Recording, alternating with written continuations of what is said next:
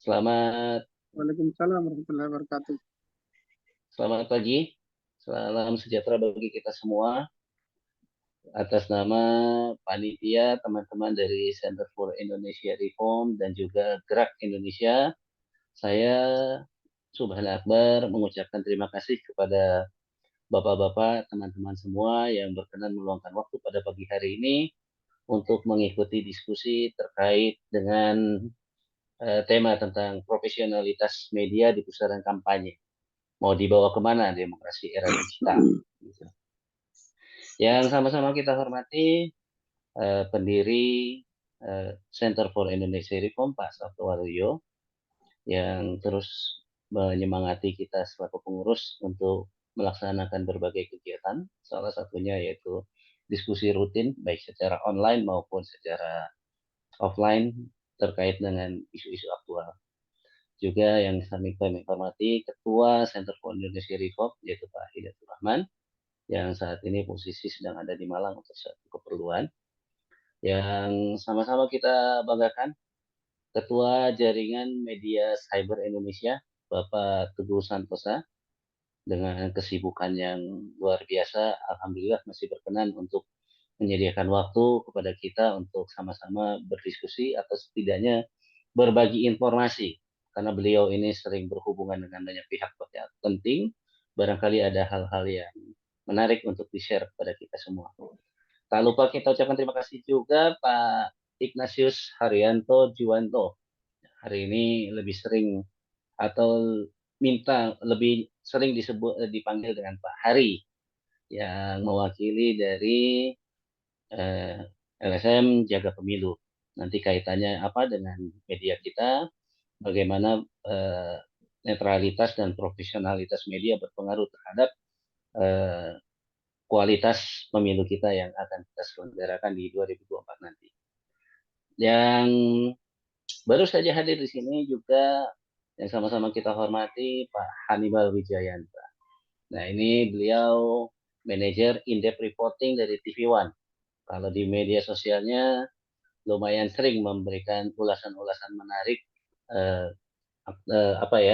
peristiwa-peristiwa politik dari sudut pandang media. Barangkali di forum ini beliau juga akan banyak berbagi informasi apa saja yang menarik dari kejadian-kejadian di belakang media atau berita yang selama ini kita nikmati. Baik, tanpa berpanjang kata lagi, mari kita sama-sama buka diskusi pada pagi hari ini dengan baca Bismillah. Bismillahirrahmanirrahim. Sebelum kita mulai rangkaian sambutan-sambutan dan juga materi inti, mari kita sama-sama mendengarkan dan sekaligus menyanyikan lagu Indonesia Raya. Pada Mas Suranto, kami persilakan.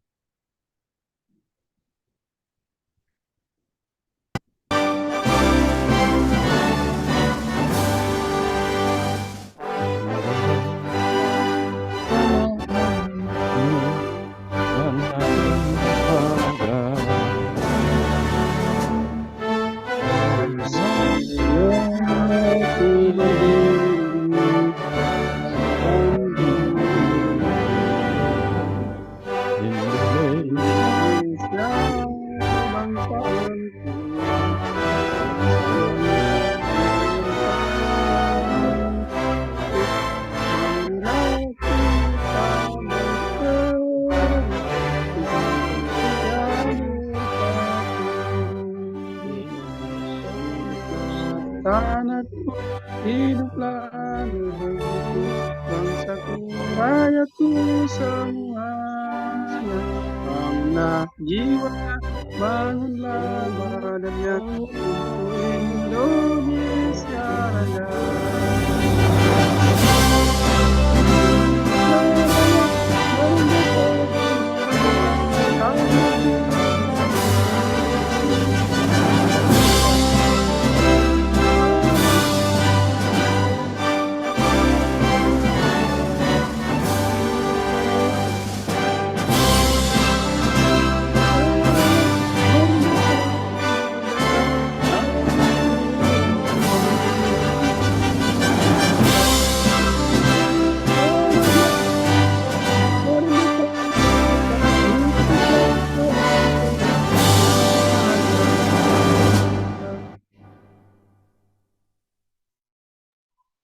Terima kasih teman-teman yang berkenan untuk menyanyikan bersama lagu kebangsaan Republik Indonesia.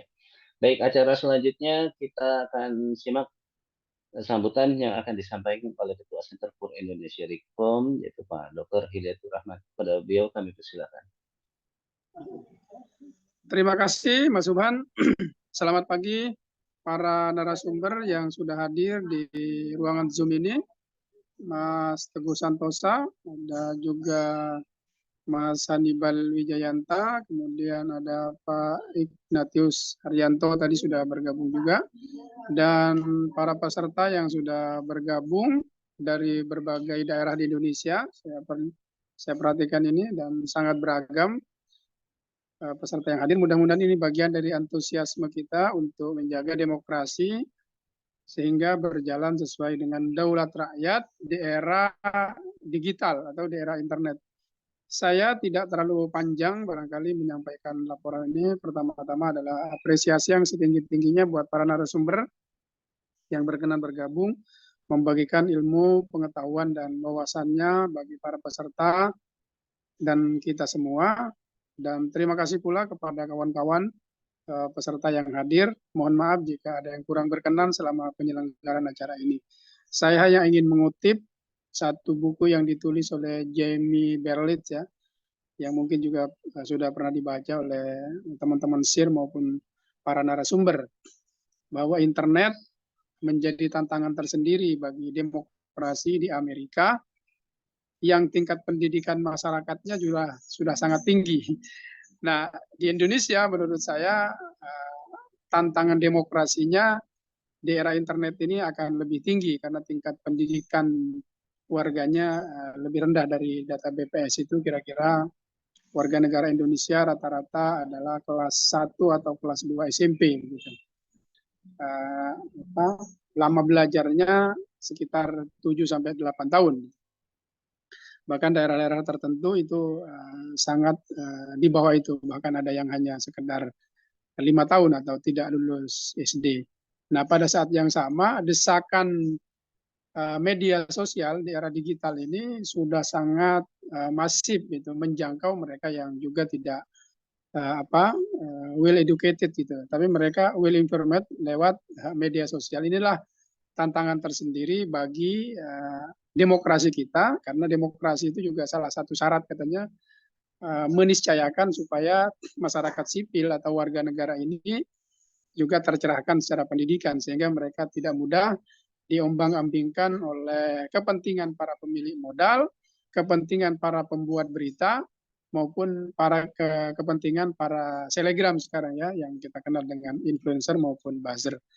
Nah, inilah yang perlu kita diskusikan bersama. Barangkali ada pikiran-pikiran dan solusi apa yang perlu kita diskusikan. Nah, Jamie Berlitz sesungguhnya punya solusi karena dia tulis di akhir di akhir judul bukunya itu How We Can Save It gitu. Bagaimana kami Amerika menyelamatkan warga Amerika dari ancaman internet yang bisa membunuh demokrasi, yang bisa menyelamatkan demokrasi Amerika dari demagog gitu. Karena kasusnya adalah penelitian terhadap peristiwa kemenangan Donald Trump pada saat itu.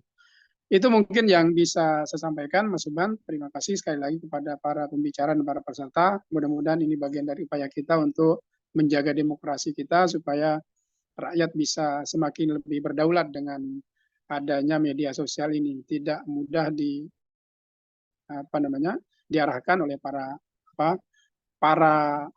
komprador demokrasi lah gitu. Mereka sesungguhnya punya kepentingan ekonomi dan politik dengan menggunakan demokrasi sebagai instrumen, karena demokrasi memang panggung terbuka bagi semua kepentingan dan semua ide. Terima kasih, mohon maaf. Assalamualaikum warahmatullahi wabarakatuh dan selamat pagi semuanya. Selamat pagi, terima kasih Pak Hidayat atas sambutannya. Singkat, padat, to the point. Mungkin itu yang menarik dari gayanya Pak Hidayat. Oh ya teman-teman, Pak Hidayat ini juga sempat menjadi wartawan di Metro TV di tahun-tahun beberapa waktu lalu ya. Jadi diskusinya memang sekarang ini lebih banyak diikuti oleh teman-teman media dari wartawan-wartawan lintas media. Baik, untuk menyambung apa yang sudah disampaikan oleh Pak Hidayat tadi, saya beri kesempatan pertama kepada Pak Teguh Santosa. Beliau menjabat sebagai Ketua Umum sekaligus sebagai pendiri sebetulnya Jaringan Media Cyber Indonesia. Pak Teguh, silakan menyampaikan banyak hal kepada kita terkait perkembangan media pada hari ini. Silakan, Ya, 30 menit Pak Teguh. ya baik. Assalamualaikum warahmatullahi wabarakatuh, sahabat semua. Mas Subhan, terima kasih kesempatannya. Eh, eh, ini saya mohon maaf karena situasi dalam perjalanan ya. Jadi nanti kalau kualitas suaranya berkurang, gangguan sinyal dan seterusnya mohon dimaklumi. Dan barangkali juga saya tidak akan menggunakan 30 menit itu, Mas Subhan. Saya cenderung ingin mendengarkan banyak masukan dari teman-teman sekalian gitu. Karena saya termasuk dalam kelompok orang yang sedang mengalami satu situasi pancaroba juga melihat perkembangan digital di Indonesia ini, terutama yang terkait dengan diseminasi informasi melalui berbagai kanal di platform digital. Ya, salah satunya tentu saja media massa berbasis internet, uh, uh, yang menjadi anggota dari organisasi Jaringan Media Siber Indonesia. Jadi Jaringan Media Siber Indonesia ini salah satu dari konstituen Dewan Pers. Kami tidak sendirian di situ, ada 3 organisasi sejenis, 3 organisasi yang anggotanya perusahaan pers yang bergerak di media digital. Ada teman-teman AMSI, Asosiasi Media Siber Indonesia, kemudian ada teman-teman SMSI, Serikat Media Siber Indonesia. Kebetulan saya juga ikut mendirikan dan menjadi ketua umum pertama dari SMSI, dan yang belakangan hadir ya ini sekarang JMSI. Jadi agak menarik ini Mas Hari, kalau teman-teman di AMSI itu aktivisnya kebanyakan anak-anak aji ya. Ya, anak-anak haji. Kemudian kalau di SMSI ini aktivisnya anak-anak PWI ya, karena dulu juga berkembangnya memang menggunakan infrastruktur PWI, sama seperti AJI menggunakan infrastruktur AJI. Nah, kalau JMSI ini Mas Ari, karena saya pernah di AJI dan sekarang saya juga di PWI, jadi dia gabung. Ada yang anak AJI di situ, beberapa ketua pusat, kemudian ketua daerah juga ada anak AJI, ada anak PWI, IWO pun ada ya, Ikatan Wartawan Online pun ada.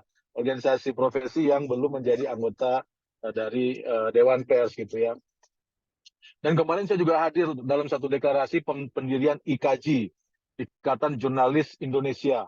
Ini yang dimotori oleh kawan-kawan jurnalis yang memiliki latar belakang organisasi kemasyarakatan Muhammadiyah gitu ya. Saya hadir sebagai undangan saja, jadi bukan. Nah, jadi kawan-kawan sekalian, saya amati ya, rasanya ini mohon maaf nanti tolong dikoreksi kalau saya keliru ya. Rasanya hanya di Indonesia ini saja perkembangan teknologi digital, teknologi informasi komunikasi ini diikuti dengan pertumbuhan jumlah perusahaan, ya bukan jumlah perusahaan media, ya diikuti dengan pertumbuhan jumlah perusahaan media yang begitu banyak. Memang seperti jamur di musim hujan. Jadi bukan sekedar individu yang memiliki akun di berbagai platform digital, bukan, tetapi mereka-mereka yang merasa bahwa bisnis media ini adalah bisnis yang menjanjikan, sehingga akhirnya mendirikan begitu banyak perusahaan pers digital, perusahaan media digital. Nah, jumlahnya ini tidak pernah terdata secara real sampai sekarang. Tapi seingat saya tahun 2017, karena itu adalah tahun pertama ketika Dewan Pers melakukan pendataan terhadap media profesional sesuai Undang-Undang 40/99 itu. Di situ disebutkan oleh Kementerian Komunikasi dan Informatika jumlahnya ada 43.000. Itu tahun 2017. Nah, saya juga tidak tahu apakah 43.000 itu adalah perusahaan pers atau apakah itu hanya sekedar pihak-pihak yang mendiseminasi informasi menggunakan platform digital dan tampilannya seperti tampilan media online misalnya begitu, media massa berbasis internet. Dugaan saya angka 43.000 itu adalah angka yang cukup generik ya, angka yang memasukkan semuanya ke dalam satu keranjang yang sama. Jadi mulai dari yang serius sampai yang abal-abal, kumpul di situ semua gitu. Angkanya 43.000 itu tahun 2017. Sekarang tahun 2023 itu berarti 6 tahun lalu gitu ya. Saya kira terjadi peningkatan kuantitas juga itu karena terutama di era pandemi kemarin ketika kita sedang dipaksa menjadi generasi rebahan, aktivitas di dunia digital kan semakin tinggi gitu. Nah, apa yang hendak saya katakan? Ruang digital kita menjadi begitu rumit gitu, menjadi begitu ramai ya, menjadi begitu ramai. Saya selalu berpesan kepada teman-teman saya anggota JMSI, tentu saja kita menyambut gembira semangat ya, semangat kawan-kawan wartawan untuk kemudian berhimpun mendirikan perusahaan-perusahaan pers yang lain, dan kita tentu tidak bisa melakukan pembatasan gitu ya, karena itu nanti akan dianggap sebagai apa namanya suara yang bernuansa orde di masa yang lampau, membatasi ruang publik dan seterusnya. Nah, tetapi kita juga bisa melihat ekses yang tidak kita harapkan, bahwa keributan itu, keramaian itu cenderung seringkali menjadi keributan yang dia sifatnya tautologis, ya, ramai saja dibicarakan. Nah, tetapi penyelesaian akhir itu saya rasa ya nggak terjadi atau belum terjadi. Ya. Yang ada hanya satu masalah masuk ke fase dorman. Dan akan dihidupkan lagi nanti di masa yang akan datang. Tidak akan benar-benar selesai. Fragmentasi semakin merebak gitu ya. Ini masalah-masalahnya. Makanya kami berdiri juga untuk memberikan katakanlah guidance atau melakukan pembinaan terhadap anggota-anggota kami. Nah, sekarang yang jadi persoalan ini saya bicara tentang JMS ya. Saya tidak tahu tentang organisasi yang lain. Yang saya rasakan pertumbuhan perusahaan media digital yang bagaikan jamur di musim hujan itu, bahkan kadang-kadang di satu kabupaten kecil di Pulau Sumatera misalnya, kita bisa menemukan mereka bilang ini sini ada lebih dari 200 bang media online. Ya, ini semua saya nggak tahu apa itu ya, tapi ya mesti ditampung ya, mesti ditampung. Jadi kalau tidak bisa ya jangan dibinasakan, dibina dulu gitu ya. Nanti kan nggak tahu lah. Yang jadi persoalan daya dukung ekosistemnya tidak hebat, tidak kuat. Karena media, perusahaan media ini kan tidak hanya disandarkan pada skill ya, pada profesionalisme wartawan yang bekerja, tetapi juga pada kemampuan perusahaan itu untuk menghidupi dirinya. Nah, di sini seringkali jadi masalah. Karena daya dukung ekosistem di daerah-daerah terutama tidak begitu mendukung. Industrialisasi di Indonesia ini kan nyaris tidak terjadi menurut saya ya. Di daerah-daerah itu satu-satunya pihak yang bisa dijadikan sebagai partner atau mitra ekonomi mereka ya lagi-lagi adalah lembaga pemerintah, ya, kantor pemerintah provinsi kah, kabupaten kota kah, dinas-dinas kah, gitu ya. Juga partai politik, juga kelompok-kelompok kepentingan yang lain. Tanpa ada satu mekanisme untuk membuat perusahaan pers itu bisa mandiri, ya, karena kemandirian ini yang bisa menjamin independensi dan kualitas pemberitaan yang baik menurut saya. Nah, jadi situasinya serumit itu. Nah, pilihannya memang ada dua, dibiarkan aja, artinya organisasi seperti JMC ini dibubarkan saja gitu, atau tetap bertahan, ya, melakukan upaya paling maksimal yang bisa dilakukan di tengah kekacauan ini. Kalau media-media di Jakarta barangkali tidak menemukan persoalan seperti yang dihadapi oleh media-media di daerah gitu ya. Perusahaan-perusahaan korporasi besar di Jakarta kan nggak punya masalah itu. Paling nanti masalahnya yang sedang ramai terkait dengan bagi-bagi dengan platform digital global dalam publisher rights yang sedang ramai dibicarakan gitu ya. Nah, tapi publisher rights itu bukan isu anggota JMSI, ya. Publisher rights itu isu media-media besar di Jakarta, isu Kompas Group, isu Tribun Group, ya, isu ya kawan-kawan besar lah yang merasa bahwa dirinya dirampok oleh platform digital global karena beritanya diambil begitu saja dan seterusnya. Sementara kalau anggota kami di daerah, mereka beruntung, mereka senang begitu berita mereka itu di-grabbing oleh katakanlah Google atau Facebook gitu, didistribusikan lewat Facebook. Mereka senang karena dengan demikian pembaca dari luar daerah mereka bisa berkesempatan untuk melihat apa yang terjadi di daerah mereka gitu. Ya, jadi perdebatan mereka bukan dengan platform digital global sebetulnya, tapi perdebatannya itu dengan tadi mitra ekonomi lokal. Nah, menurut saya mitra-mitra ekonomi lokal atau kemitraan dengan partner-partner lokal ini yang lebih bikin pusing gitu ya. Karena ini yang membuat media itu cenderung jadinya tidak lagi independen. Jadi dalam bahasa saya, sebelum dia masuk dalam sistem katakanlah pembiayaan pemerintah daerah gitu atau lembaga-lembaga di daerah, ya yang terjadi adalah suara-suara keras dulu, kritik yang sangat keras gitu ya. Nah, tetapi begitu dia masuk dan kemudian menjadi bagian dari media yang harus diberikan kontribusi, jadi tukang semir ya kan, jadi tukang semir. Nah, ini nanti membuat produk berita yang kita baca di satu media, walaupun dari jumlahnya seratusan gitu ya, di satu media dengan di media lain itu jadinya sama, jadinya rilis. Saya nggak tahu, dan press release sekarang ini kan press kelar semua. Press release sekarang press kelar semua. Tidak seperti dulu press release itu kan sifatnya pointers.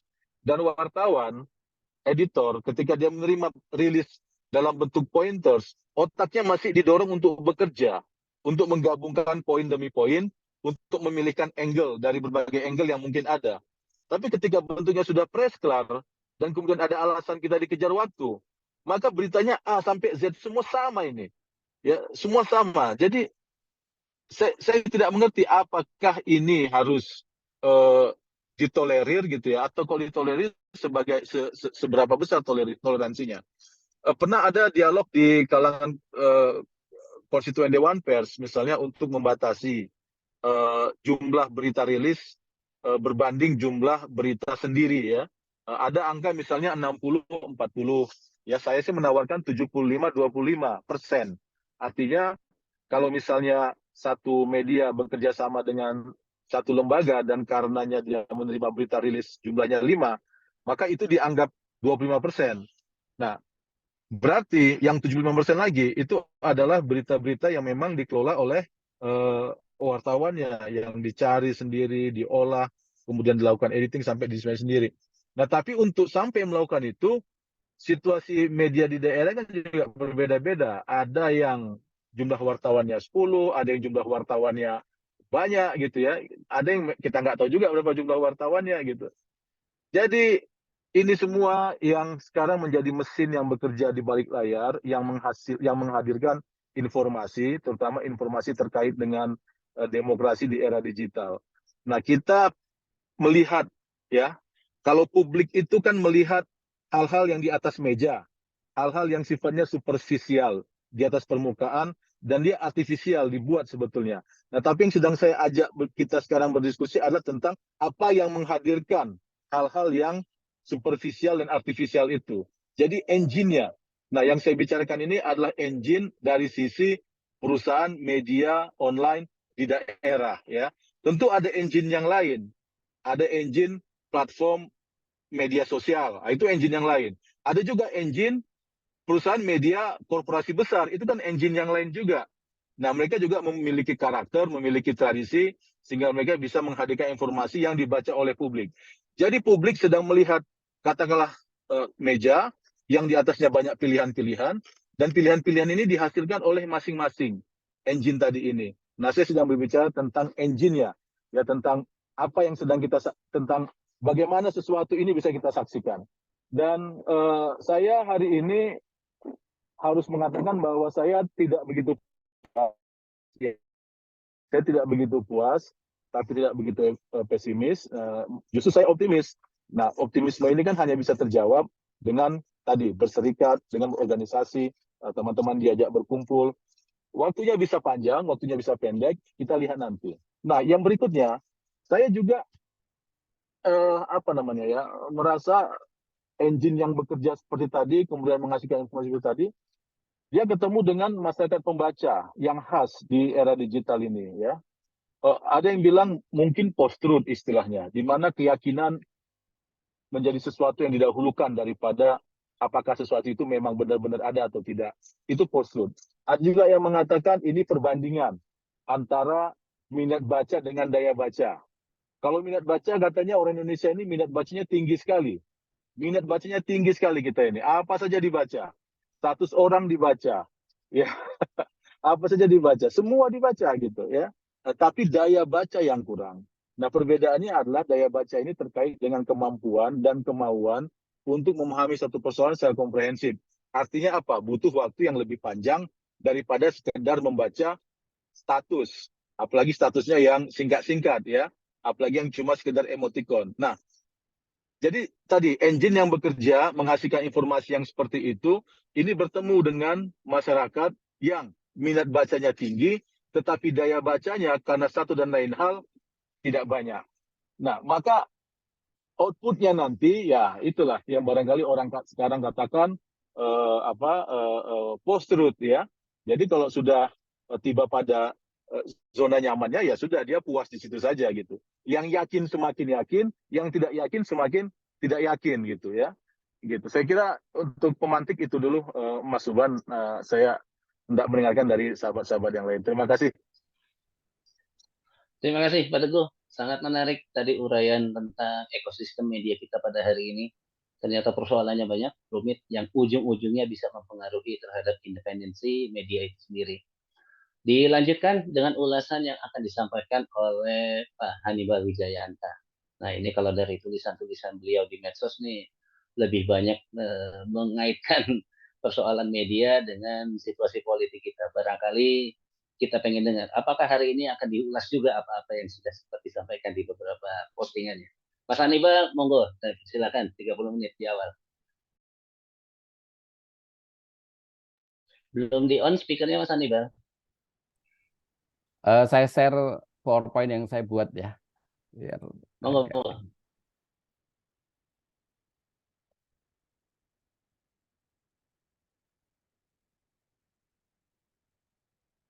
Ya. Assalamualaikum warahmatullahi wabarakatuh. Terima kasih Mas Subhan, Mas Teguh, dan tadi Pak siapa? Pak Hari. Pak Hari ya juga. Hari kawan saya, Hari Kumkum ini dulu seangkatan di majalah Forum, jadi kita udah sering bekerja sama liputan-liputan dan juga ya dapat cerita-cerita menarik di lapangan. Juga teman-teman semua yang hadir dalam webinar ini. Jadi saya ingin sedikit menggambarkan dalam PowerPoint ini supaya ada runutan yang bisa kita gali lebih lanjut ya. Jadi kita tahu bahwa ini media massa ini kan mempunyai kemampuan yang sangat luar biasa di tengah masyarakat kita ya. Dia bisa mendorong dan mengubah kondisi sosial masyarakat, mempengaruhi pilihan dan sikap serta opini masyarakat, kemudian membujuk pembaca dan pemirsa dengan merangsang emosi, perasaan dan pikiran mereka lewat berbagai pendapat dan komentar, lalu memberikan status legitimasi terhadap suatu hal yang tadinya tidak legitimate menjadi suatu hal yang kemudian dipercaya dan dibenarkan oleh banyak orang, dan juga mendefinisikan dan membentuk persepsi atas realitas tertentu pada pembaca. Atau kalau yang tadi sempat disinggung Mas Teguh tadi, di era post-truth ini ada banyak hal yang bisa tiba-tiba kita terperangah bahwa sesuatu yang dulu nggak benar kok tiba-tiba sekarang seolah-olah jadi kebenaran, macam itu. Dan persoalan ini kita sudah mengalami sejak lampau di masa pergerakan pers menjadi media perlawanan terhadap penjajah. Jadi karena menuai kesadaran nasional, menjadi agen perubahan sosial yang sangat berpengaruh di tengah masyarakat.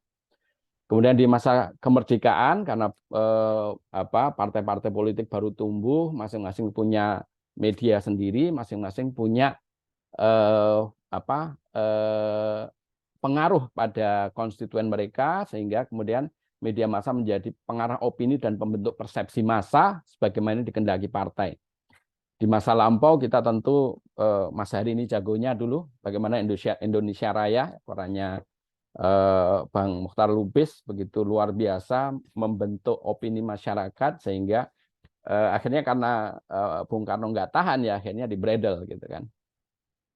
Juga dulu kita banyak membaca kisah-kisah bagaimana Harian Rakyat yang Honorable PKI itu bertempur di apa namanya bertempur opini dengan apa kadang-kadang Indonesia Raya atau Pedoman atau Merdeka atau Abadi, dan itu membuat masyarakat juga menjadi apa ya cerdas dan memiliki pemahaman yang detail tentang banyak hal. Nah, di masa Orde Baru karena ada hantu bredel, ada penangkapan dan juga penahanan wartawan, sehingga rongrongan terjadi. Wartawan yang takut akhirnya atau pers yang ngeri dan kalau seandainya dibredel karena berarti kehidupannya selesai, ya akhirnya menganggap self censorship itu lumrah dan budaya telepon dimaklumi. Dan kemudian ada perubahan yang terjadi yang semula menjadi corong apa namanya untuk perubahan sosial, kemerdekaan, terus kemudian menjadi corong partai. Nah, ketika Orde Baru yang terjadi adalah menjadi corong penguasa, penganjur pembangunan dan penyebar ide Orde Baru. Dan selama 32 tahun kalau kita menelisik secara mendalam yang terjadi di tengah masyarakat kita, pers itu telah menjadi alat rekayasa sosial rezim Orde Baru. Nah, itulah yang kita rasakan bahkan sampai saat ini. Nah, kemudian di musim reformasi akhirnya pers dibuka kerannya semua, pers menjadi harapan masyarakat yang lama terbelenggu oleh kekuasaan dan menuntut masyarakat menjadi yang haus akan informasi. Jadi kalau dulu kerusuhan itu di zaman Orde Baru nggak pernah muncul, nah di masa reformasi kerusuhan di misalnya di Ambon di Sulawesi itu dibongkar terbuka dan nggak ada takut-takutnya kita munculkan semua berita apapun gitu. Nah, kemudian muncullah masa pasca reformasi ketika keterbukaan juga semakin marak. Tapi kalau menurut saya, seperti juga yang dibilang Mas Teguh tadi, kadang-kadang kita membuat berita atau informasi yang apa ya, mungkin karena saking bebas karena menganggap itu sudah suatu pekerjaan pers, akhirnya ada beberapa yang kebablasan dengan membuat berita-berita yang insinuatif, belum terkonfirmasi dan kemudian dipakai untuk menjadi alat penekan. Nah, bahkan tanpa cover both side dengan alasannya bahwa ini harus segera dimunculkan biar masyarakat tahu. Nah, itu sudah dimunculkan dan banyak yang menerabas kode etik, melanggar prinsip moralitas, bahkan juga pornografi dan yang lain-lain merajalela. Ini yang kita alami sendiri. Nah, itu di sisi lain, tapi di sisi satu yang lagi adalah akhirnya media yang tadinya idealis kemudian tergantung pada kemauan pemilik modal. Kalau media nggak laku ya mohon maaf harus segera ditutup oleh yang punya gitu. Ini banyak terjadi lah yang semacam itu.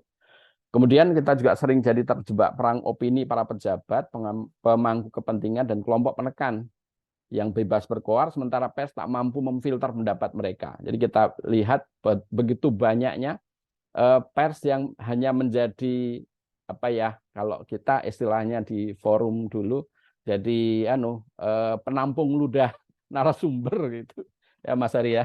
Kita sering dikritik kalau kita ngasih kesempatan yang begitu banyak kepada narasumber ngomong tanpa kita filter, tanpa kita kasih penjelasan bahwa ini salah, ini betul. Nah, yang lebih repot lagi, jika selama puluhan tahun bedil dan penjara menjadi penakluk wartawan, pers dan media, kini kibasan cek dan gepokan rupiah sangat efektif menundukkan mereka. Jadi nggak usah pakai kalau dulu kita kan lagi wawancara sama siapa, pistol diletakkan di meja, kita agak ngeri-ngeri sedap gitu kan.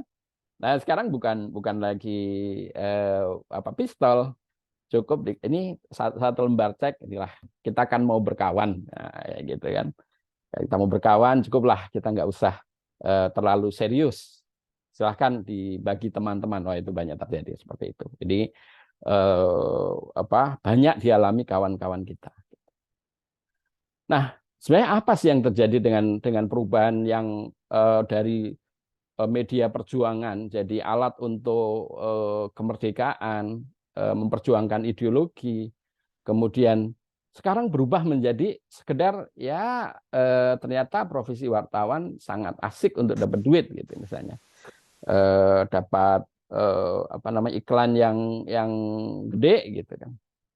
Kalau menurut saya peran pers sebagai agenda perubahan tetap terjadi, tetap berfungsi, tapi perubahan sosial yang diembannya rupanya bisa melenceng pada dan menyimpang pada dari nilai-nilai yang etika, agama maupun kemanusiaan.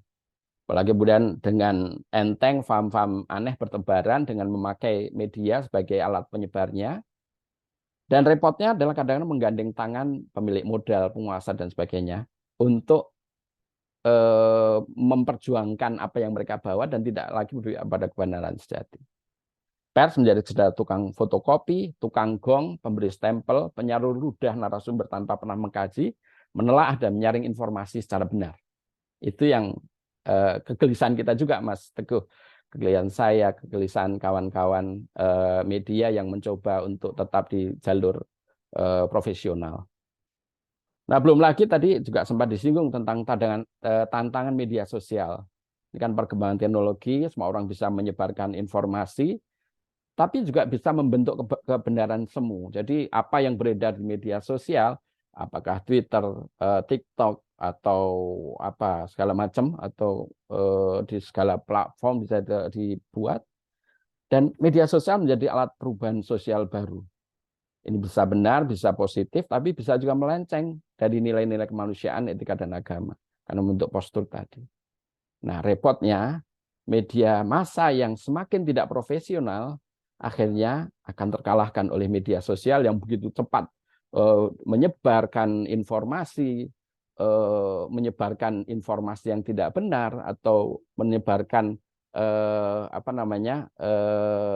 potongan-potongan informasi yang kalau bagi orang yang awam bisa ditanggapi wah seolah-olah itu benar.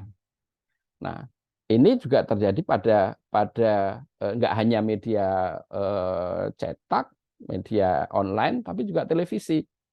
Apalagi sekarang ini begitu gampang kan orang ngambil gambar dengan kamera, video, terus kemudian disebarkan ke publik dengan dipotong-potong, ditambahin di ini. Sementara media mainstream, media televisi yang mainstream karena ada batasan-batasan ya akhirnya nggak dilihat. Ya, kita ada P3SPS yang nggak boleh misalnya menampilkan gambar-gambar yang disturbing lah gitu, yang kecelakaan atau misalnya ada ini. Sementara media sosial kita lihat, waduh banyak sekali gambar-gambar, video yang bisa segala macam mereka munculkan tanpa ada ada aturan etika atau kode etik dan sebagainya, tabrak semua. Nah, itu yang kemudian membuat orang juga sekarang makin turun kalau kita lihat. Yang nonton TV juga makin turun. Yang kecuali kalau kayak misalnya yang breaking news yang lagi rame, nah karena karena media sosial belum dapat ya akhirnya mereka masih bisa nonton ke televisi. Tapi kalau enggak ya wassalam. Ada apa dengan media? Yang jelas kita lihat saat ini media tidak detail, tidak tajam, semua berita sama, tidak mengulik berbagai kejanggalan yang terjadi, semua dianggap biasa aja, semua bisa terjadi, semua bisa ya biasa-biasa aja lah. Terus kecenderungan menjadi corong penguasa karena kalau tidak berkawan dengan penguasa seolah-olah rezeki musnah. Dan kemudian yang lebih parah lagi adalah ikut menjadi alat propaganda kekuasaan. Nah, kita jadi perlu sedikit berbalik ke pemanfaatan media sebagai corong dan alat mesin propaganda rekayasa sosial. Kita tahu ada namanya Paul Joseph Goebbels, Menteri Propaganda Jerman, zaman Nazi, yang dia memanfaatkan media benar sebagai alat rekayasa sosial. Dengan taktik propaganda Argentum atau Big Lie, dia menyebarluaskan kebohongan jadi seolah-olah yang sesuatu yang salah, tapi kalau digelontorkan terus jadi seolah jadi kebenaran. Dan itu yang sekarang terjadi. Nah, sedikit kita sekarang membahas karena katanya soal kampanye, saya soal pemilu sendiri ya. Masalah krusial pemilu 2024 yang sekarang ini justru kita tidak pernah atau di media-media mainstream maupun juga apalagi media sosial ya, yang soal-soal ini nggak pernah disentuh. Pertama, dana kampanye apa kabar?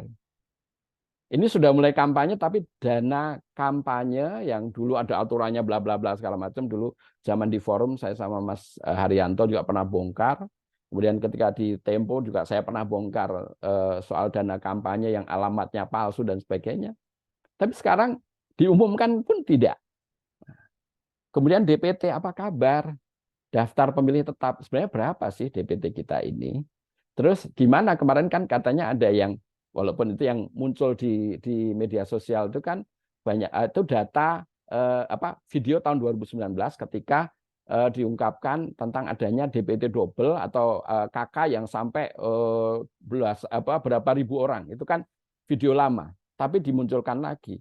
Nah, video informasi yang baru nggak ada justru. Padahal DPT yang aneh-aneh itu masih ada juga. Terus kesiapan surat suara. Tendernya gimana? Apa kabar? Di forum sama Tempo dulu saya menulis tentang kesiapan surat suara, bagaimana istilahnya saya bilang origami kertas suara. Itu berapa biayanya? Biayanya saya tulis detail.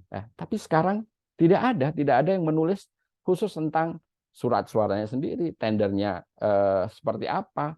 Kalau suratnya misalnya kertasnya, kan di Indonesia pulp lagi nggak banyak. Kita impor dari mana? Berapa nilainya? Nah, terus bahkan kalau saya lihat ya, karena beberapa media besar mendapatkan tender pencetakan suara, mereka juga nggak nulis. Mohon maaf ini. Kemudian berapa surat cadangan untuk TPS-TPS? Padahal seharusnya ketika pemilu dilaksanakan harus ada cadangan itu. Nah, gimana surat cadangan itu yang 2% ya diumumkan kalau DPT-nya aja sampai sekarang belum diumumkan secara resmi. Lalu bagaimana kekuatan IT pemilu? Mengapa kemarin terjadi konon kebocoran data? Sekuat apa? Jangan-jangan ya itu cuma tempelan aja dan semua sudah tersambung ke sebuah lembaga yang memantau semuanya dan menengok semuanya seperti yang terjadi pada pemilu-pemilu sebelumnya. Lalu bagaimana sistem penghitungan? Beneran kita ngitungnya itu nanti akan ngitung dengan IT, dengan alat. Atau jangan-jangan pakai manual lagi, pakai C1 lagi. Ya, gitu.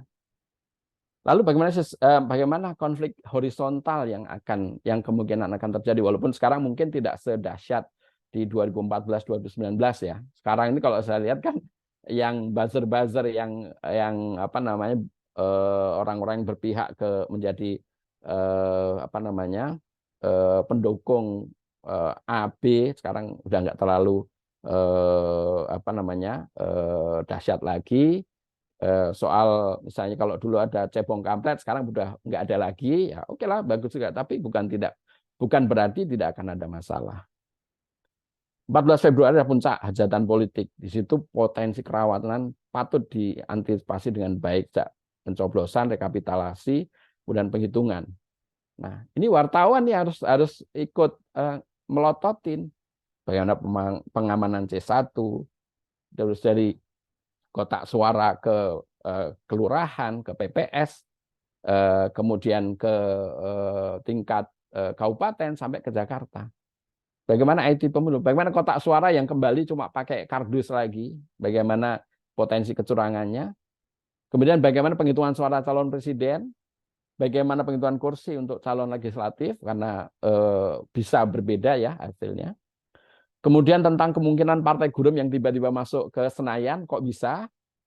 Lalu ada soal sengketa pemilu yang di antara mereka sendiri.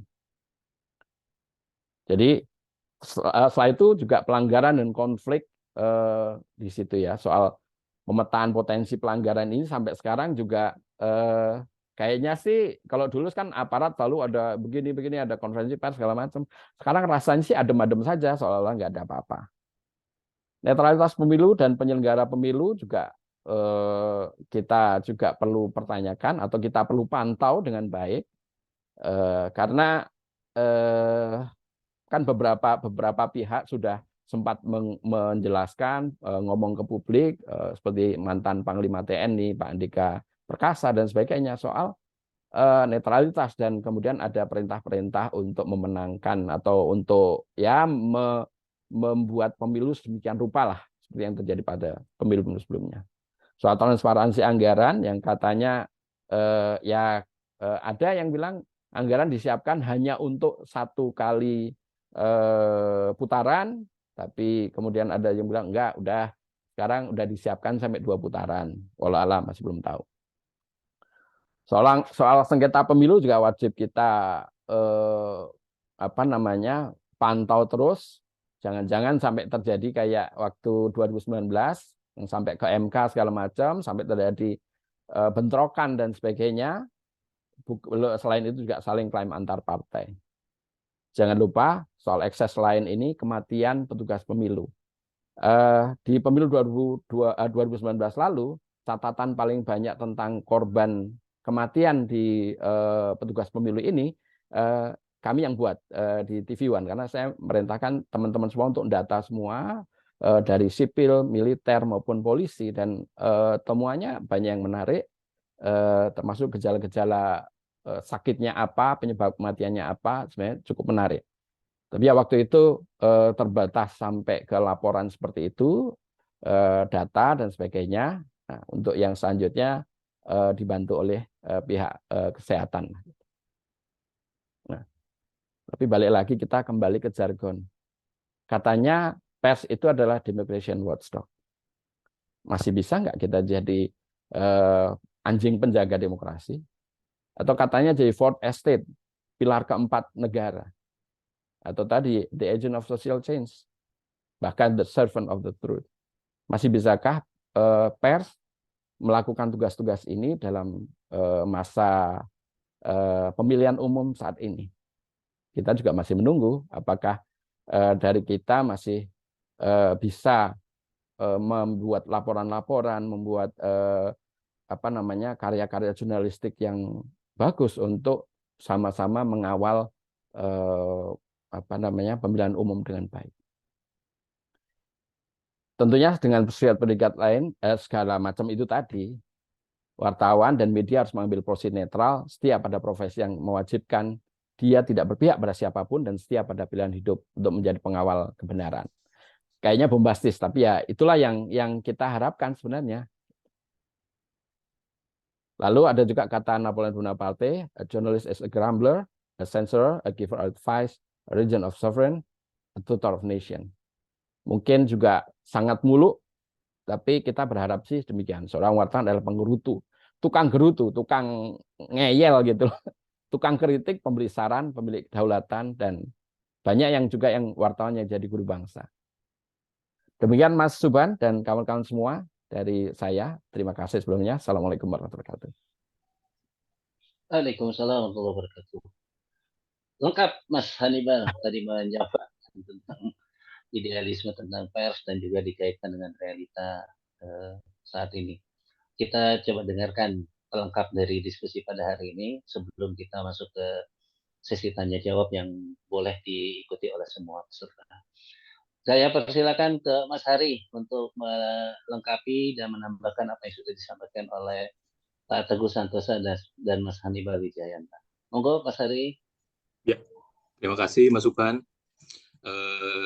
Terima kasih waktunya dan salam buat Mas Teguh, Hannibal, teman saya, teman seangkatan di forum tahun 94 kita masuk di sana.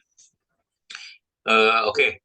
Ini karena saya agak mendadak dihubungi, jadi saya nggak sempat mempersiapkan PPT kayak Hannibal gitu ya. Nah, jadi saya mungkin tadi bagus juga diposisikan ketiga begini, jadi saya mengamati dulu apa yang dikatakan Mas Teguh, kemudian Mas Hannibal, nah lalu kemudian saya sisa-sisanya aja lah gitu ya. Oke, teman-teman semua, terima kasih. Saya mungkin akan menyambung beberapa yang tadi sudah dikatakan baik mungkin Mas Hannibal dan Mas Teguh ya. Pertama mungkin saya akan langsung saja kita bicara kan terkait ini soal media dan pemilu ya. kita sebut saja langsung bahwa memang sampai hari ini fenomenanya di Indonesia ini kan masih ada yang namanya media partisan gitu ya, media yang memang terkait dengan partai politik tertentu atau pemilik medianya kemudian menjadi pemimpin partai seperti itu gitu ya. Banyak orang mengatakan begini, bahwa media partisan itu kan sebenarnya dari tahun 50-an ketika kita melaksanakan pemilu pertama tahun 55, kita pun sudah mengenal media-media partisan ya. Ada media yang dekat dengan PNI, dulu ada Koran Merdeka, ada tadi sudah disebut Harian Rakyat dengan PKI, ada Pedoman itu dekat dengan PSI ya, ini PSI yang lama ya, Partai Sosialis Indonesia ya. Terus kemudian juga ada Harian Suluh Indonesia, Duta Masyarakat itu dekat dengan NU, Harian Abadi itu dengan Muhammadiyah, dan lain-lain. Dan kita pun juga di era waktu itu tahun-tahun 50-an kita mengenal bahwa itu adalah masa di mana Indonesia mengenal demokrasi konstitusional ya, dan kita juga tahu bahwa kabinet-kabinet pada waktu itu tidak berjalan dengan lama gitu ya. Ada yang hanya 3 bulan, 6 bulan, paling lama itu cuma 1 tahun, 2 bulan ya. Jadi dinamikanya memang luar biasa partai politik pada waktu itu. Jadi ada mosi tidak percaya pada kabinet ini jatuh, kemudian muncul lagi ada pemimpin baru ya, pemimpin kabinet baru, lalu kemudian juga diserang untuk kebijakan tertentu dan lain-lain. Nah, artinya apakah kita kemudian bisa mengatakan media partisan itu sesuatu yang normal? Saya mau katakan itu tidak. Saya kira sudah jelas ya, kalau kita pakai patokan misalnya Undang-Undang Pers nomor 40 tahun 99, kita pakai Undang-Undang Penyiaran nomor 32 tahun 2002, semua mengatakan bahwa media itu harus independen.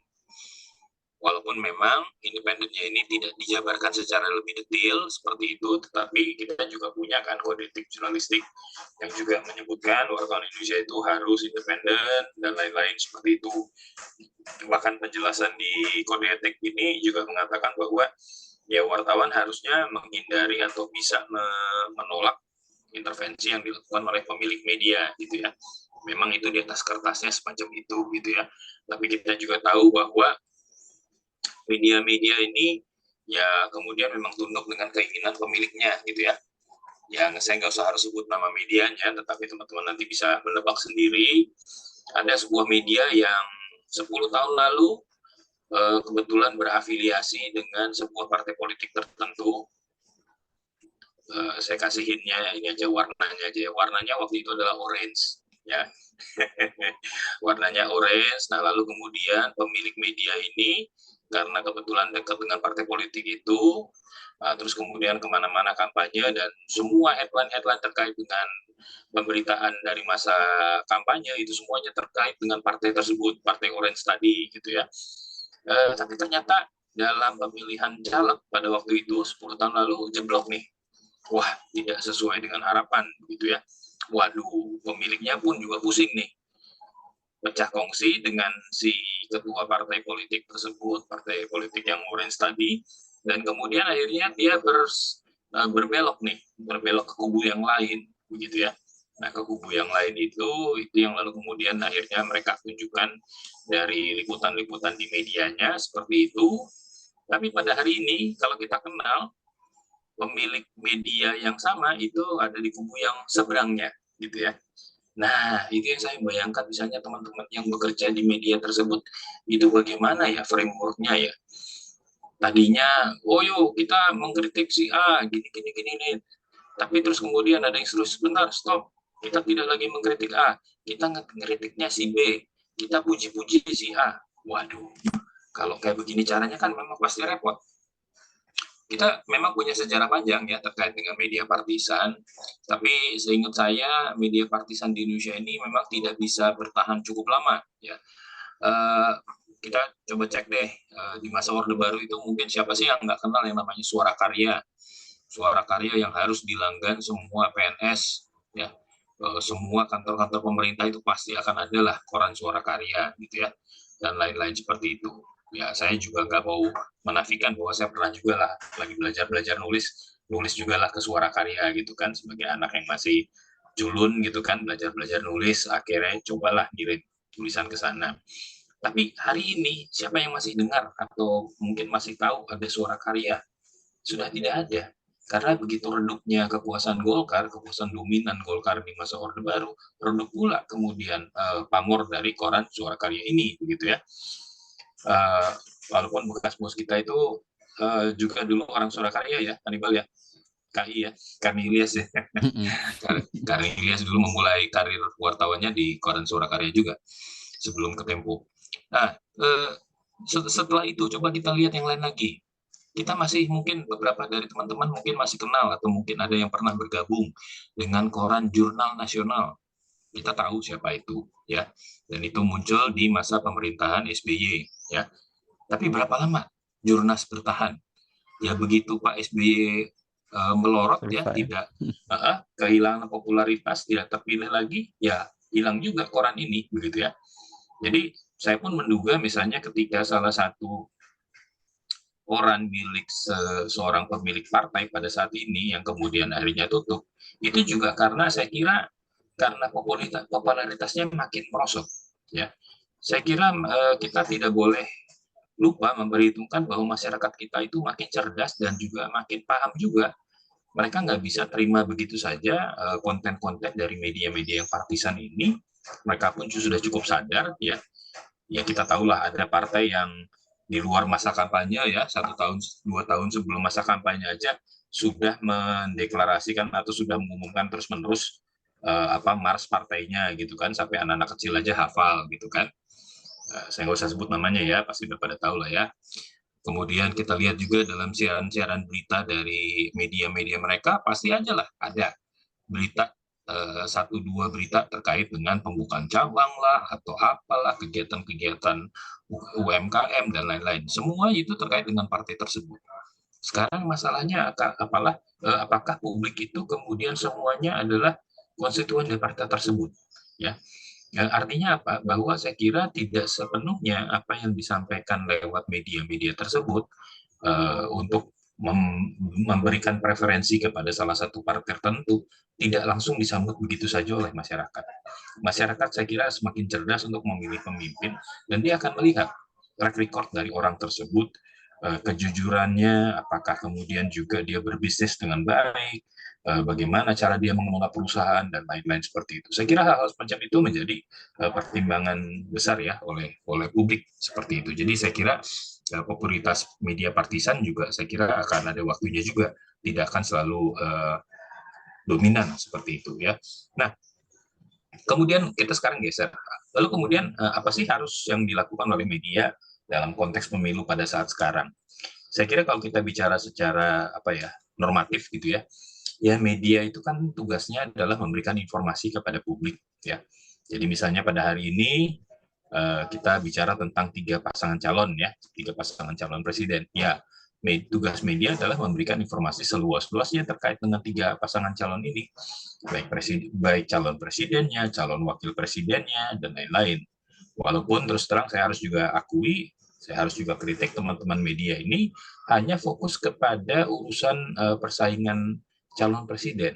Padahal kita tahu pemilu kita nanti akan juga memilih anggota DPD, anggota DPR RI, anggota DPRD 1, 2 dan lain-lain seperti itu. Dan ini nyaris kosong ya, nyaris tidak muncul. Misalnya siapa sih misalnya calon anggota DPR yang bisa kita berikan harapan lah ya, yang promising ke depannya, yang bisa mengartikulasikan kepentingan masyarakat. Itu nggak pernah saya dengar misalnya ada berita terkait dengan soal-soal semacam itu gitu ya.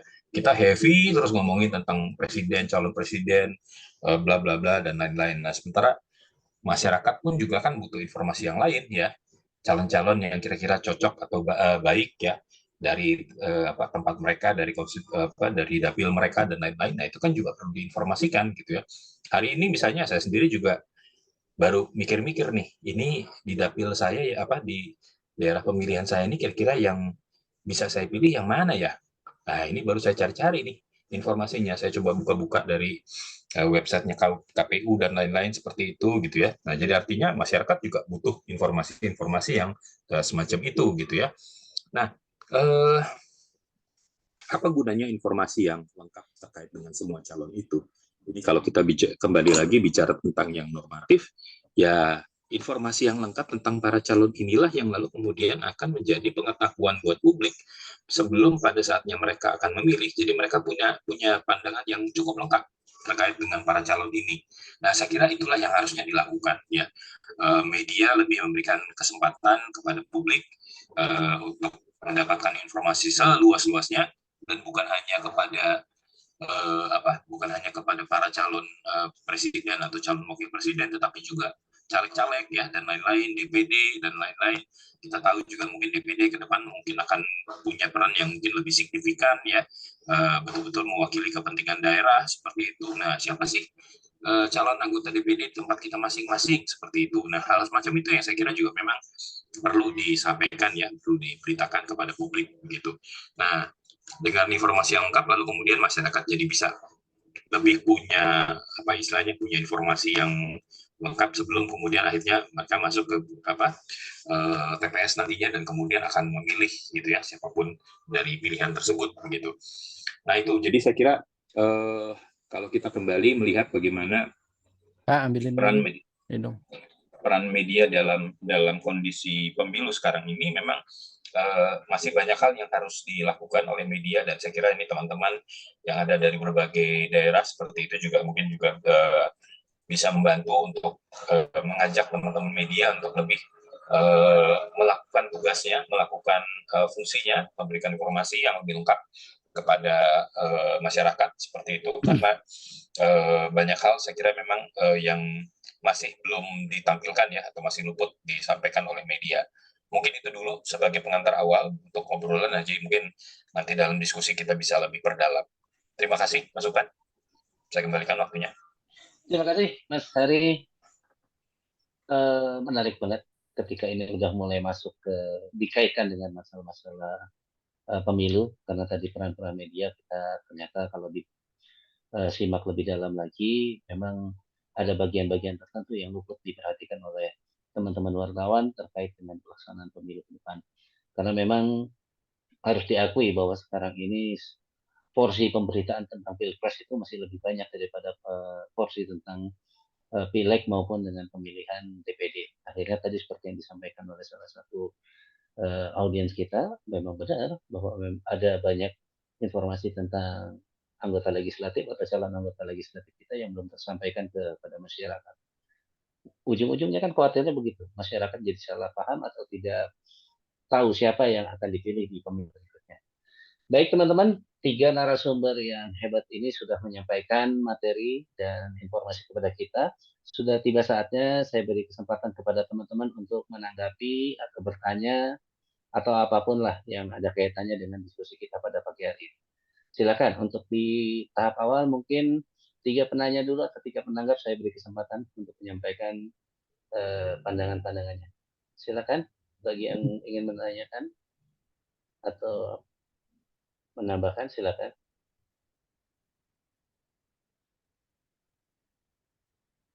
Kalau nggak ada, saya coba buka diskusi awal ya buat teman-teman semua. Ke Mas Teguh, masih standby, Pak Teguh? Mas Teguh, masih standby? Atau ini 3 pertanyaan kepada semua, 1 pertanyaan yang saya sampaikan kepada 3 penyampai materi. Ke Mas Hannibal, Mas Teguh. Mas, kalau saya coba tadi simak. Yang jadi pertanyaan berikutnya adalah, sebetulnya apakah mampu teman-teman insan media sendiri menjaga netralitas lembaganya? Terus yang kedua, kalau yang kita perhatikan sekarang, itu fungsi kontrol media tuh agak menjadi lemah. Kira-kira penyebabnya apa? Murni karena faktor ekosistem yang tadi diulas oleh Mas Teguh, karena memang ada kaitan dengan sangkut paut kepentingan bisnis media itu sendiri, atau karena memang profesionalisme insan media kita yang udah mulai perlu di-upgrade lagi. Silakan ke Mas Hannibal atau ke Mas Hari untuk menanggapi. Ya.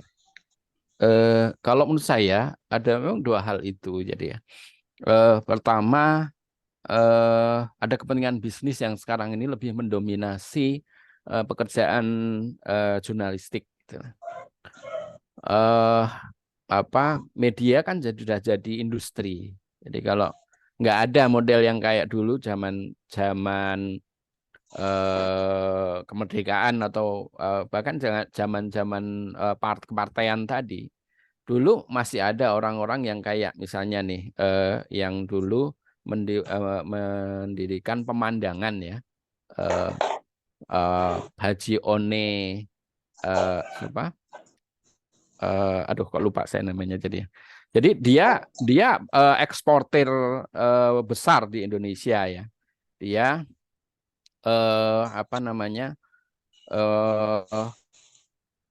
awalnya kan dia lebih cenderung ke politik. Dia orang SI, Syarikat Islam. Tapi kemudian dia menjadi investor untuk koran yang saat itu muncul yang lebih ke nasionalis, yang menampung semua pemikiran.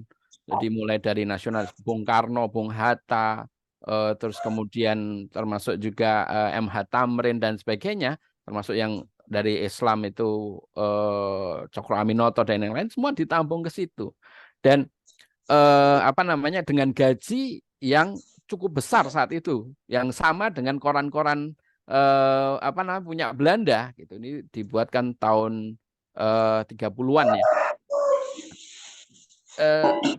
Dulu orang yang punya idealisme itu mulai dari yang punya gitu ya. Dia nggak peduli dengan istilahnya keuntungan yang didapat dari media yang dia buat.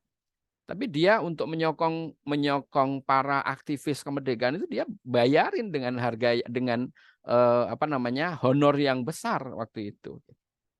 Nah, terus juga sekarang ini juga karena media jadi industri, semua dihitung berdasarkan pemasukan berapa. Ya, kalau di dunia televisi udah jelas banget ya. Ada rating dan share. Walaupun penonton banyak, rating dan share bagus, tapi kalau kalah dengan rating share sebuah tayangan yang lebih menjanjikan, dengan rating share yang lebih gede dan menjanjikan keuntungan yang lebih besar, ya yang berita dikalahkan. Saya pernah mengalami itu di sebuah media televisi ketika sebelum yang sekarang ini. Program berita yang kami buat itu rating share-nya itu 1,2 sampai 1,5 dengan share bisa sampai 6 atau 7. Nah, tapi kita kemudian dikalahkan rating share kita yang segitu itu, yang buat televisi berita itu luar biasa segitu itu. Itu dikalahkan oleh tayangan film kartun. Dan film kartun itu rating share-nya memang dahsyat. Ratingnya 2,5, share-nya bisa 9. Jadi ya mohon maaf yang program beritanya akhirnya dikalahkan. Jadi nggak ada. Gitu. Karena tadi ukurannya lu kurang menghasilkan duit buat kita. Gitu. Nah itu satu. Terus kemudian dalam ya sekarang ini misalnya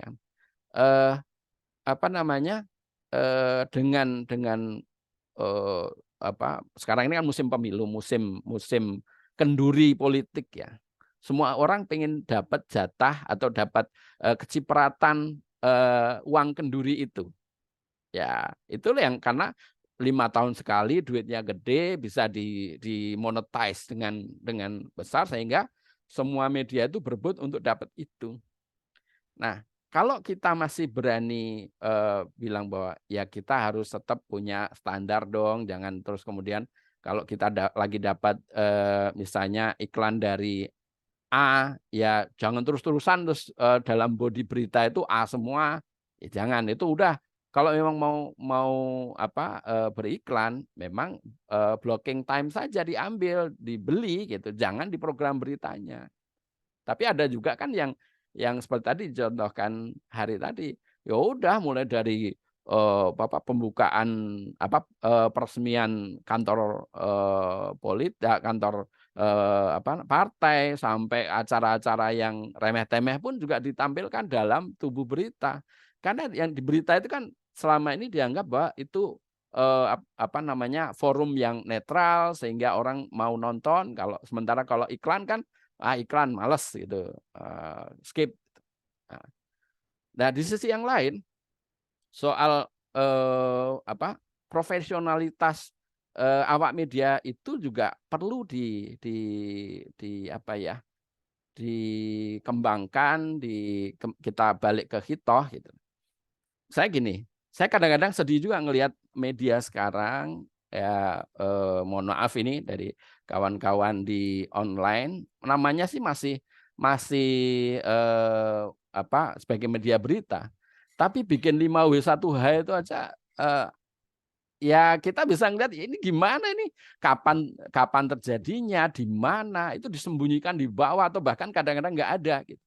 Ya kalau seperti itu kan, kalau menurut pakem ilmu jurnalistik aja itu bukan berita, itu informasi aja dan nggak patut untuk kita sebut sebagai berita gitu. Nah, sekarang kan ada istilahnya karena kita pakai SEO, karena kita ngikutin ini supaya dilihat, ditonton. Nah, tapi SEO yang terjadi, kalau saya ya kayak Mas Hari juga pasti paham banget lah itu. Begitu ngelihat itu, ini gimana ceritanya berita kalimatnya aja diulang-ulang gitu loh. Katanya itu sesuai dengan SEO karena supaya yang nonton banyak, yang baca banyak, ada clickbait.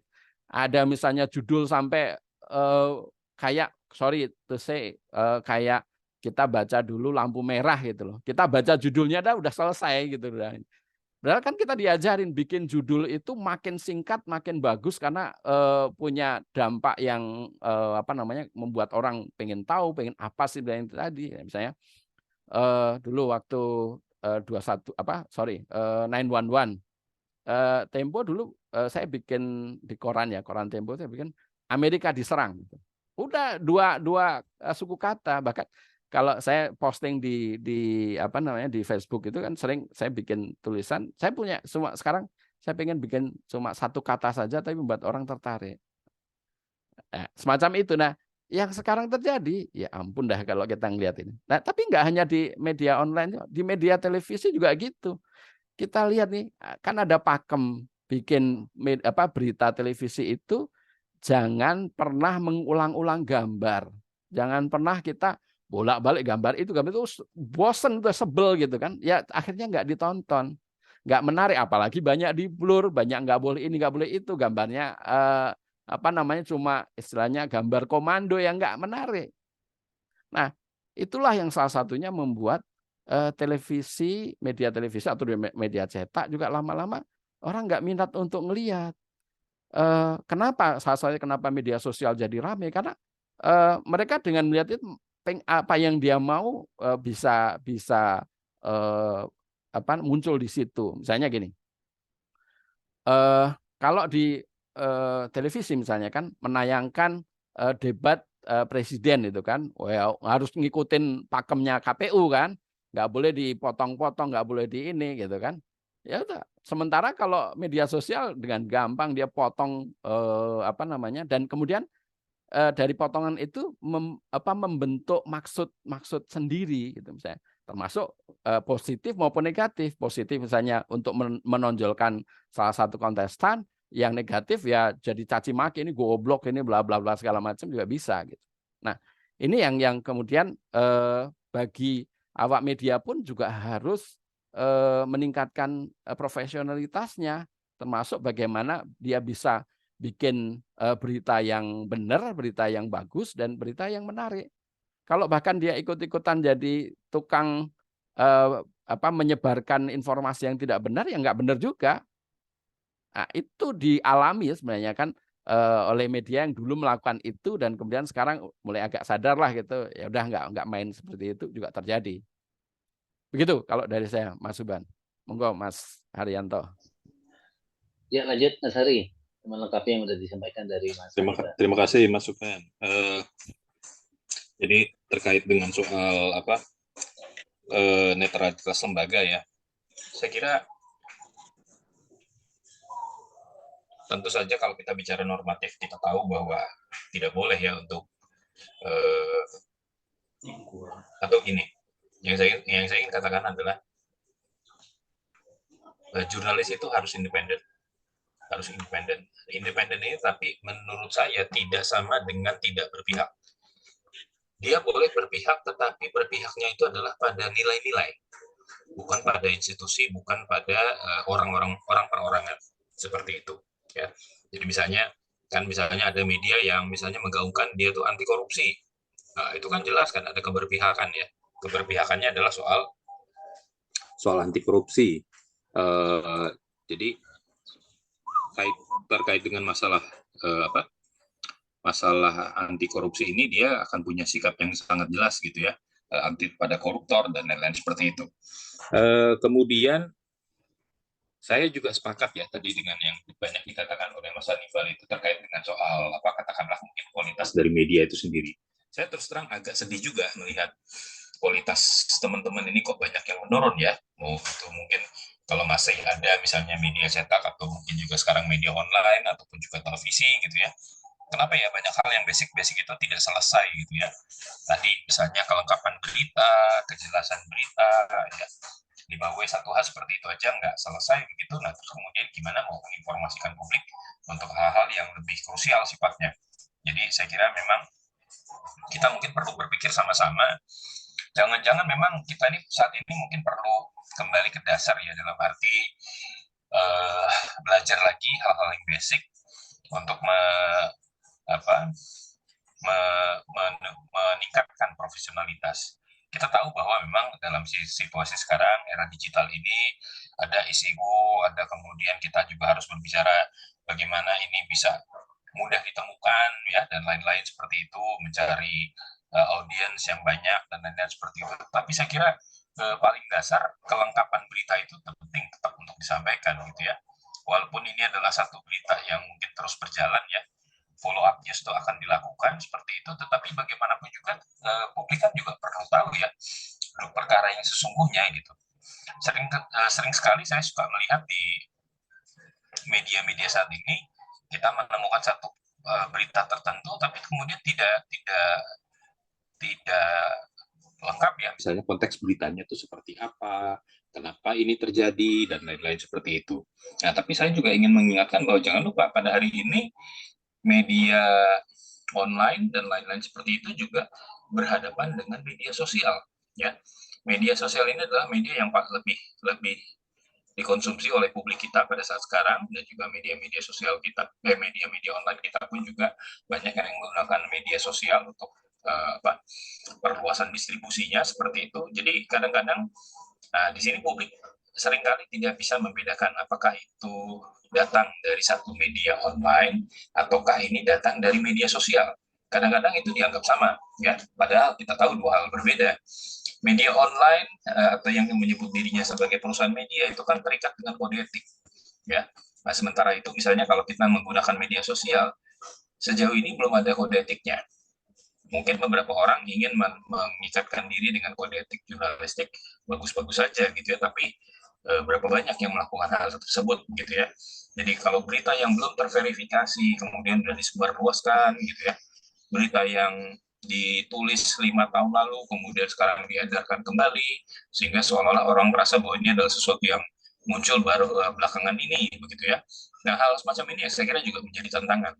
Jadi di sini saya pikir memang ada problem bahwa kita juga perlu memperhatikan terkait dengan literasi masyarakat ya.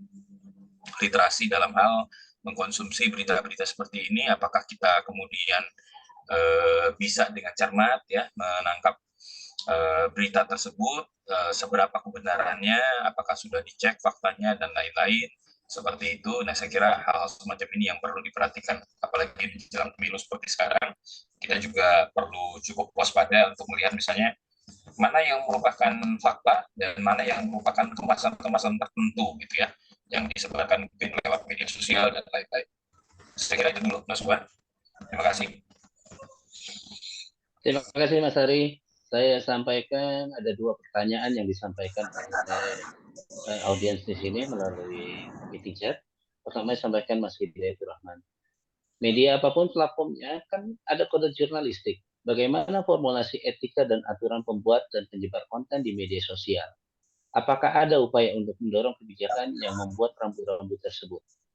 Yang kedua, menghadapi gempuran media online yang bebas, apa strategi jurnalisme yang harus dilakukan oleh kawan-kawan media untuk tetap bisa mengawal demokrasi? Lepaskan lembaga masing-masing karena korporasi pasti bertujuan. Mas Hannibal, monggo barangkali bisa menanggapi apa yang disampaikan oleh teman-teman tadi. Mas Teguh masih belum bergabung ya? Mas Teguh izin karena Oh, sinyalnya kurang baik di tempat yang ada sekarang ini. iya. Iya. Jadi pertanyaan-pertanyaan media apapun, bagaimana formulasi etika dan aturan pembuat dan penyebar konten di media sosial? Apakah ada upaya untuk mendorong kebijakan? Ya kalau media sosial nggak ada aturannya, nggak seperti media mainstream ya, mau cetak, elektronik maupun media online, sebenarnya kan ada aturannya semua. Nah, yang media sosial nggak ada aturannya, suka-suka aja. Nah, itulah yang kemudian membuat media sosial itu seolah-olah menjadi alat yang paling dahsyat yang dipakai untuk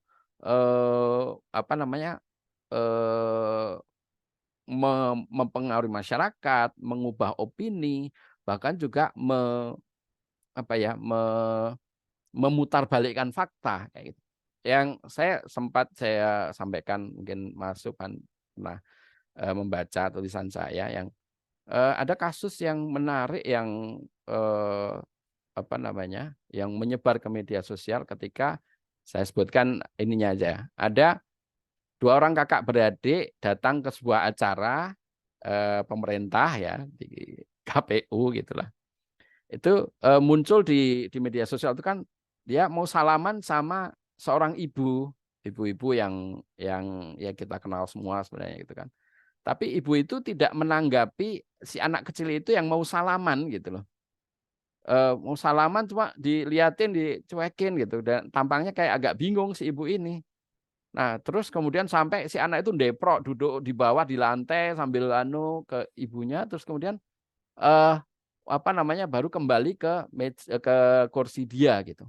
Sepotong itu saja yang dimunculkan di media sosial gitu. Nah, kan mulai rame, wah ini begini ini begitu, oh si ibu ini nggak bener nih, melecehkan anak kecil gitu. Sementara si anak kecil ini, oh santun banget, dia berani, dia sopan, baik, eh, menghormati orang tua dan sebagainya. Tapi ibunya itu kurang ajar ini, wah sampai segala macam. Padahal ketika kita kemudian kita kan yang di televisi jadi kaget nih, karena itu kan siaran langsung ya, live semua itu kita nggak sempat lagi untuk balik ke momen tadi kan. Nah, baru kemudian ketika kita yang di media di televisi itu mengamatin satu-satu, oh enggak ini udah salaman, sebelumnya itu udah salaman, terus kemudian udah diterima dengan baik sama si ibu, kemudian akhirnya si 2 anak itu pulang ke kursi masing-masing. Nah, tapi kemudian kalau kita ngelihat ya, tertangkap di beberapa media televisi, adegan itu mulai dari awal dua-duanya datang, salaman, terus kemudian balik ini. Tapi kemudian ada momentum ketika ada yang seperti memberikan kode tek gitu. Terus akhirnya yang kakaknya mengajak si adik datang lagi ke si ibu, terus salaman yang kemudian disebarkan ke tengah masyarakat lewat media sosial. Jadi ada 2 kali salaman. Tapi di media sosial itu yang salaman pertama tidak dimunculkan. Ini sebuah rekayasa sosial yang sedang dilakukan lewat media sosial tadi. Nah, dampaknya luar biasa, bisa kemudian membuat orang itu tadi ya, anggapan si ibu itu istilahnya tanggapannya nggak bagus, bahkan kemudian digambarkan bahwa tergambar ya bahwa ibu ini nyuekin si anak gitu. Nah, kalau kita sudah biasa di media televisi, kita paham bahwa orang yang mengambil gambar ini, yang kedua ini pasti sudah tahu apa yang akan terjadi selanjutnya. Desain akan seperti apa, sudah tahu bahwa si ibu itu sikapnya akan seperti apa, itu sudah paham. Nah, itulah yang dimanfaatkan. Nah, kalau di media mainstream, di televisi, cetak atau elektronik itu ada aturannya. Yang kayak gitu jelas itu nggak boleh. Itu kan melanggar kode etik karena dia secara sengaja telah membuat laporan atau gambar yang insinuatif. Kan bahkan kalau dalam aturan televisi itu gold fishing aja nggak boleh. Jadi ada orang misalnya ada wajah saya lagi ngomong ngomong tapi nggak ada suaranya, tapi ada dubbingan yang lain yang itu nggak boleh gitu. Nah, tapi kan kalau media sosial nggak peduli itu. Bahkan sekarang dengan artificial intelligence bisa dibikin deepfake yang seolah-olah orang itu ngomong padahal bukan dia yang ngomong, kan terjadi. Itu.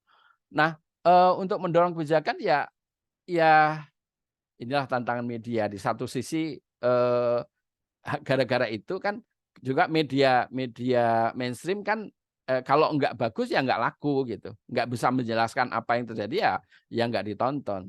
Tapi di sisi lain media yang semacam ini sekarang memang makin menjamur di mana bahkan dimanfaatkan untuk perang opini, untuk mempengaruhi masyarakat dan sebagainya lewat media sosial itu. Gitu.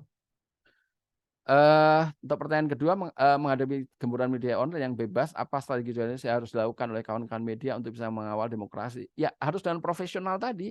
Kalau kita nggak profesional, kita males, termasuk gini ya misalnya di media televisi, kan banyak omongan orang-orang yang menarik ya.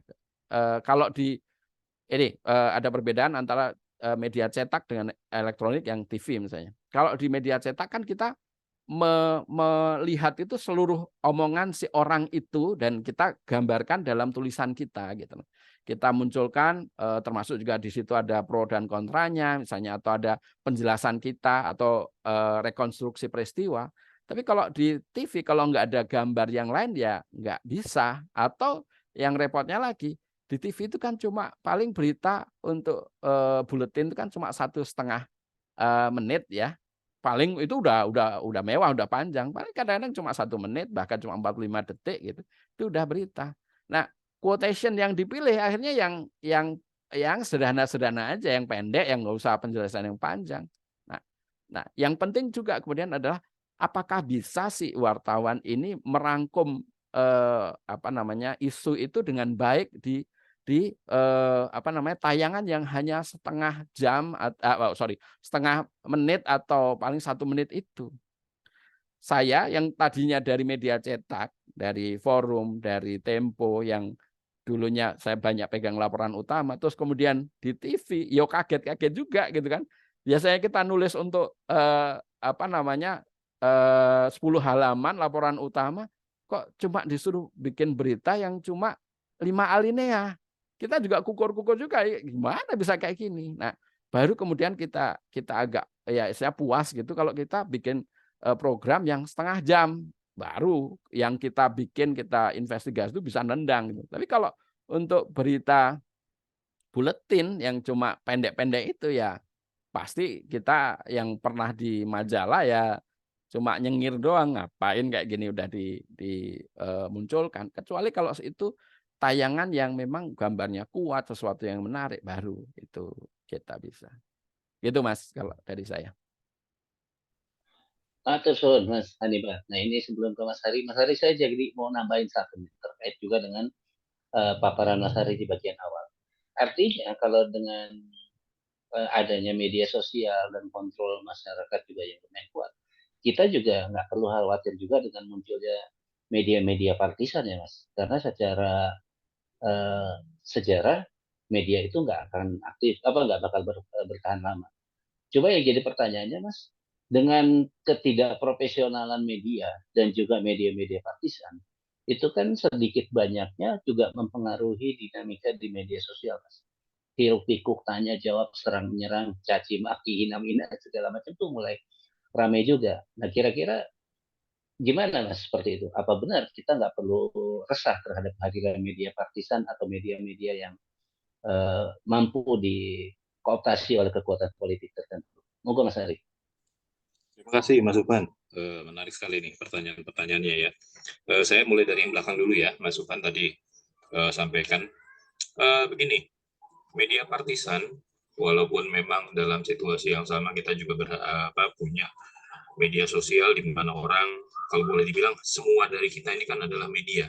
Sejauh kita punya akun media sosial yang akan terhubung untuk memposting apapun yang hendak kita mau, ya kita sudah menjadi media itu sendiri dan akan masuk dalam pusaran media sosial tadi, gitu ya. Tetapi jangan lupa bahwa dalam beberapa hal yang dasar ada problem, terutama misalnya kalau kita bicara tentang misalnya lembaga penyiaran, ya. Kalau membaca dengan detail terkait dengan Undang-Undang Penyiaran Nomor 32 Tahun 2002, yang paling penting untuk dikatakan adalah bahwa frekuensi itu milik publik. Jadi frekuensi yang dipergunakan untuk menyiarkan siaran-siaran itu adalah milik publik, walaupun memang dikelola oleh pemerintah atau negara, gitu ya. Jadi artinya kalau frekuensi itu milik publik, jadi artinya itu bukan milik korporasi sebenarnya.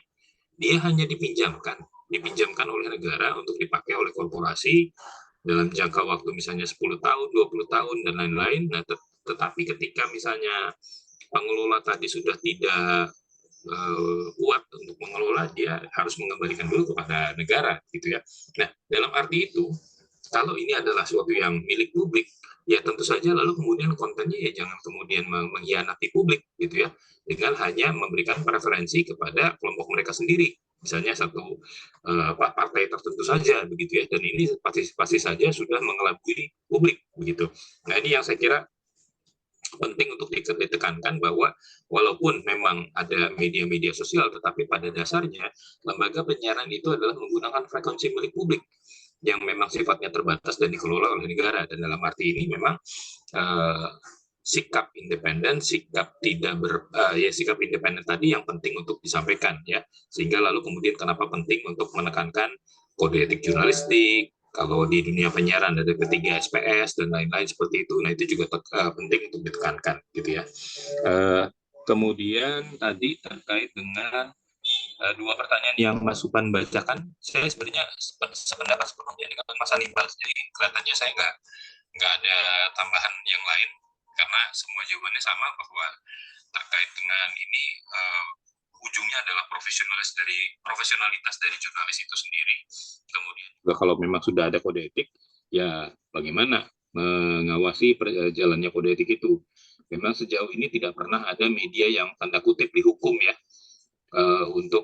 karena misalnya melakukan penyalahgunaan dengan preferensi media terhadap satu partai politik tertentu dan lain-lain.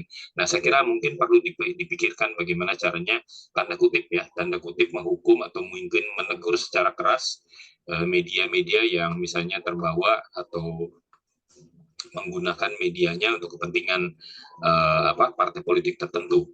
Sebenarnya kalau kita kaitkan juga, ya, misalnya gini, soal media partisan ini terkait dengan misalnya hasil pemilu itu sendiri, ya, kita lihat kalau kita pakai basis dengan partai, gitu ya, karena media-media yang dimiliki oleh pemilik partai misalnya, ternyata tidak ada kontribusi yang signifikan tuh, bahwa misalnya pemenang pemilu justru memang media partai yang tidak punya media bahkan, ya. Walaupun mungkin dia punya pengaruh untuk mempengaruhi isi dan lain-lain seperti itu, bisa-bisa saja, tetapi tidak sepenuhnya kemudian pemilik media yang juga pemilik partai mendapatkan suara yang signifikan kalau menurut saya. Jadi saya kira memang di sini bukan artinya lalu kemudian berarti media partisan nggak apa-apa dong, enggak, tetap bahwa ini adalah satu pengkhianatan kepada publik karena sudah berpihak kepada salah satu pihak dari satu ranah frekuensi yang dimiliki oleh publik. Saya kira itu, Mas Supan. Terima kasih, Mas Hari. Selanjutnya kesempatan saya sampaikan ke Mas Wira Raja yang sudah melambangkan. Silakan, Mas, untuk menyampaikan tanggapannya. Baik, Assalamualaikum warahmatullahi wabarakatuh. Waalaikumsalam warahmatullahi wabarakatuh. Ini akhir-akhir ini, beberapa tahun terakhir ini, saya kadang-kadang bertanya-tanya, Pak. Kalau dulu wartawan itu begitu kritis. Nah, setelah beberapa tahun terakhir ini kok wartawan sepertinya kurang kritis terhadap kebijakan-kebijakan pemerintah. Terus tentang kejadian-kejadian yang ada di masyarakat. Sepertinya kok kurang gitu, Pak. Ada tempo yang hanya spill-spill saja itu, Pak. Saya juga berpikir, apakah sudah nggak ada wartawan sekarang ini, Pak? Kok nggak seperti dulu gitu? Nggak sekritis dulu. Apakah ada intervensi dari atas atau bagaimana gitu, Pak Haniman? Mohon pencerahannya, Pak Haniman. Iya. Tersebut. Monggo ditanggapi Mas Hannibal biar lebih enak aja Iya. langsung ditanggapi. Nggak saya Ya, kumpulin. gimana ya? Jadi sekarang ini memang posisi media itu kan cukup ini ya, dianggap penting ya masih penting gitu kan. Tapi dianggap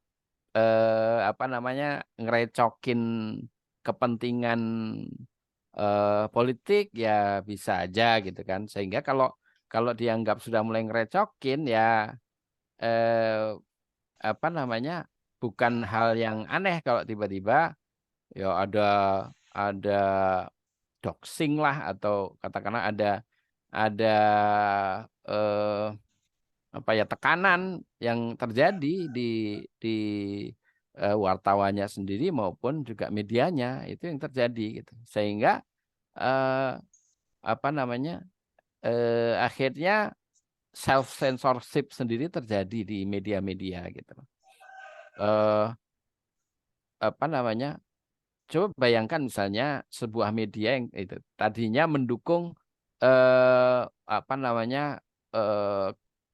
penguasa lah, terus kemudian karena sesuatu hal kemudian dia tidak lagi berpihak pada penguasa, dia kemudian berpihak pada calon yang dia dukung lah gitu. Terus kemudian yang tadinya proyek-proyek atau iklan-iklan mengalir deras dari pemerintah, dari kementerian-kementerian tiba-tiba di stop semuanya gitu. Ya gimana nggak selingkuhan gitu loh, nggak ada duit yang masuk gitu.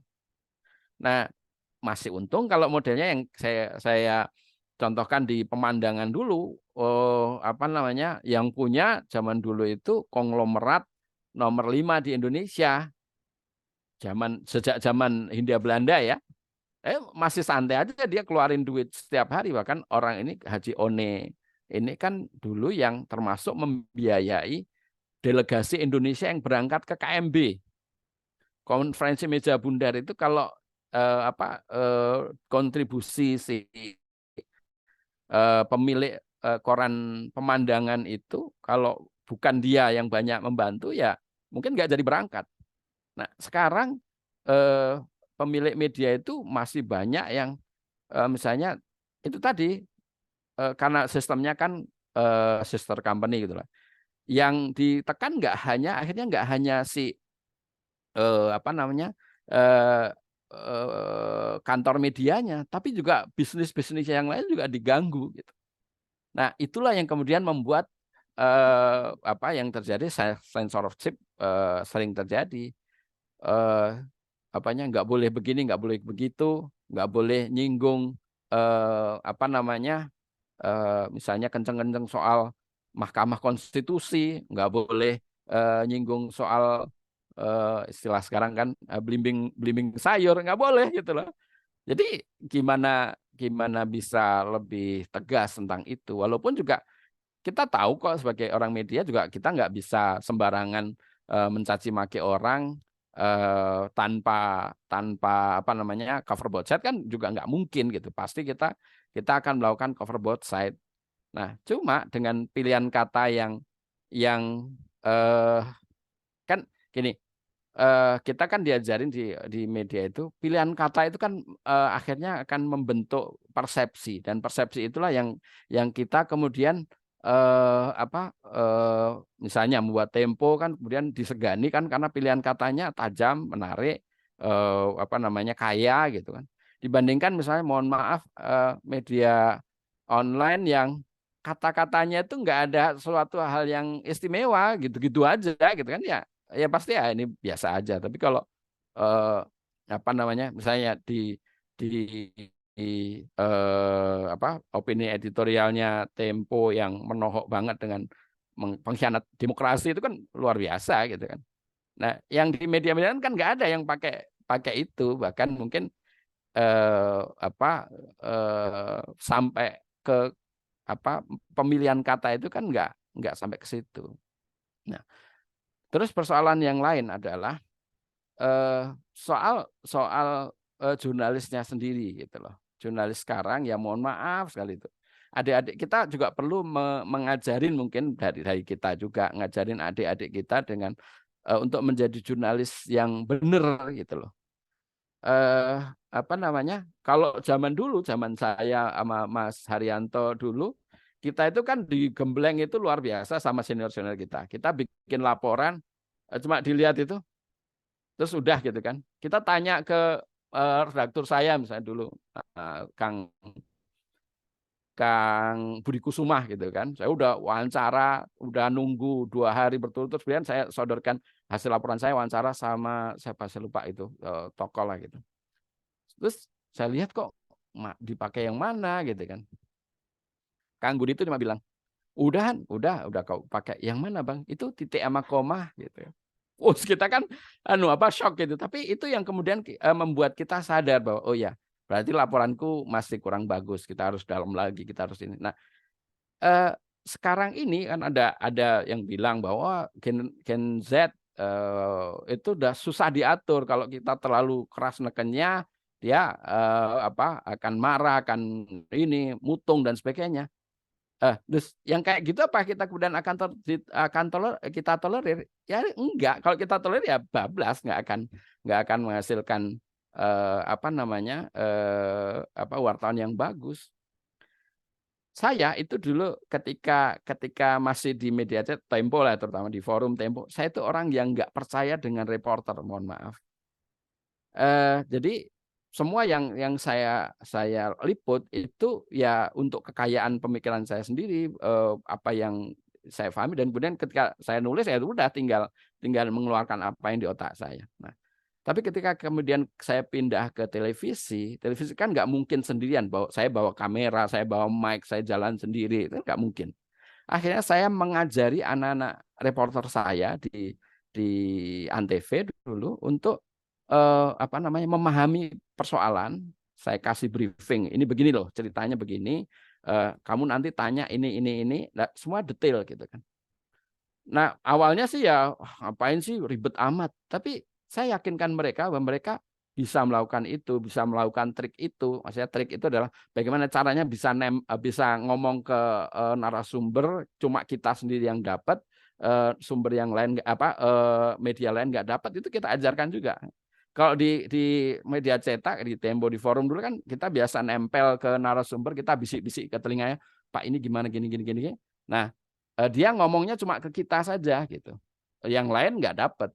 Nah, kalau apakah di televisi bisa harus dengan kemampuan itu kita ngomong ke narasumber di telinganya, tapi mic sudah siap untuk merekam itu, dan itu direkam oleh si kameramen. Nah, dari upaya itu, Antv itu kan bukan TV berita ya, TV general entertainment, tapi waktu itu saya bisa membentuk tim ING atau tim liputan di Antv menjadi tim yang kuat gitu.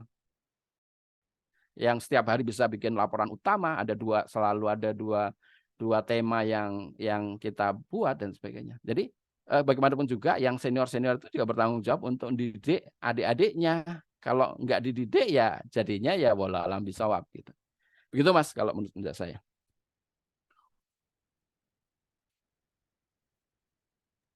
Mungkin Mas Hari Terima kasih Mas Hannibal. Pengalaman. Mas Hari mau nambahin terhadap pertanyaan yang disampaikan Mas Hafiz tadi? Ya, saya kira memang menjadi independen itu sebenarnya balik pertama dari diri sendiri sih. Dari diri sendiri bagaimana si jurnalis bersikap. Bahkan kalaupun medianya tidak mengambil sikap seindependen seperti itu, ya wartawan tetapnya harus bisa independen begitu ya. Kita harapkannya begitu. seperti tadi yang saya katakan bahwa kita mungkin perlu kembali ke basic ya untuk teman-teman jurnalis ini kembali lagi belajar hal-hal yang mendasar terkait dengan soal peliputan, kelengkapan berita, penulisan, dan kemudian juga penting ya mengangkat hal-hal yang tidak diangkat oleh media-media lain. Saya kira media itu mau dibaca orang ketika dia menghasilkan satu liputan yang unik ya, yang tersendiri. Kalau media kita isinya sama-sama aja dengan orang-orang lain ya, dengan media-media lain, lalu ya ngapain harus melihat ke media kita kalau itu juga sudah bisa disajikan oleh media yang lain seperti itu. Jadi keunikan itulah, makanya lalu kemudian kan sebenarnya kredo dari para jurnalis kan mengejar eksklusivitas ya, mengejar sesuatu yang yang tidak dilakukan oleh media lain. Contoh misalnya kemarin itu Harian Kompas menulis terkait dengan soal masalah judi online di Kamboja yang dikelola ternyata oleh orang Indonesia gitu ya. Ini kan menarik gitu ya. Makanya saking menariknya sampai kemudian diserang situsnya Kompas begitu ya, dan lain-lain. Tapi itu kan artinya menunjukkan bahwa ini adalah sesuatu yang penting, menarik, dan apalagi kita tahu judi online ini kan menjangkiti banyak sekali anak-anak muda kita atau bahkan mungkin orang-orang yang mungkin ya mohon maaf pengangguran dan lain-lain, berharap dengan bisa dapat uang dalam waktu sekejap begitu, dan ini ternyata sangat buruk dampaknya begitu ya. Nah, sehingga lalu kemudian diangkat sebagai satu liputan. Nah, itu sebuah contoh ya bagaimana liputan-liputan semacam itu yang penting untuk publik ini yang lalu kemudian ditampilkan. Tapi terkait dengan soal hal ini mungkin saya sedikit cerita hal yang agak unik lah. Ini mungkin teman-teman mungkin nanti bisa inilah ya, bisa menebak nanti mungkin medianya apa, siapa yang saya sebut dan lain-lain. Jadi begini, ada sebuah media, di gampangnya majalah lah ya. Majalah beberapa tahun yang lalu itu pernah menulis terkait dengan seorang pemimpin dengan gambar boneka yang berhidung panjang ya. Gara-gara laporan itu atau cover dari majalah tersebut, dicaci maki oleh banyak pihak. Salah satunya adalah partai pendukung dari pemimpin ini, begitu ya. Dicaci maki bla bla bla dan lain-lain seperti itu, dihina dan lain-lain seperti itu. Mungkin juga banyak pimpinan partainya nggak mau lagi diwawancara dan lain-lain seperti itu. Tapi dalam bulan-bulan ini itu kondisinya jadi terbalik, karena ternyata pemimpin partainya baru sadar, ternyata yang disampaikan oleh media itu dulu itu baru terbukti benar nih gitu kan. Iya deh, kalau gitu kita berdamailah sama media ini. Bahkan mungkin pemimpin partainya ini juga berterima kasih nih dengan liputan-liputan si majalah tersebut yang membuka banyak hal yang selama ini mungkin kita tidak tahu begitu ya. Nah itu.